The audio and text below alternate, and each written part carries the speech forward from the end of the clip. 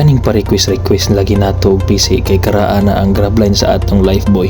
Nangabot pa bitaw nan hala. Trabaho tani kay unyag makasabata. Mingon unyag, "Why no replace? You reply ba?" Char English ya kanang pasukod-sukod na ko ana. Aron ingnon ra na natupong paghingla. Sobra na ba? Sige lang, dili man tas wito ani. Unya kay 12 strand man ni nga PC. Dili man ko ka maumos-splice. Aw, matik kinanding ra. Basta di ka buhi, daog na na.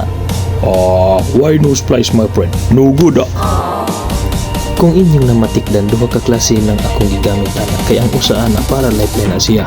So kudah na niya, itim-im. 8 kadangang, unya mata-mata lang. Unya human sa pipila ka higayon, kibisog sa kagahi sa PC, na human ragid tao ng usa. Aw, unswa. Nya kaning atong kalangayan, naabtan taan ning atong kauban dayon atik-atingon dayon tag-istorya. Aw, samod yun taan ni madugay kay apilan mag-chisems. Lingaw-lingawon ra tag-istorya ani niya. Mauna ni ron. Kaysa napulo kay istorya aning tawana, unsi ka buok ang dili tinuod. Mabuntagan gyud ni usa mahuman ron. It's okay my friend. Easy. Why make rush? Aw, okay ra man unta og mabuntagan tag-istorya. Basta kay tinuod lang. Pero okay ra na, madara nag-smile. Iya man ang istorya. Tuon lang ta kaya para madali ngutan na rabitaw na siya unsa daw balita.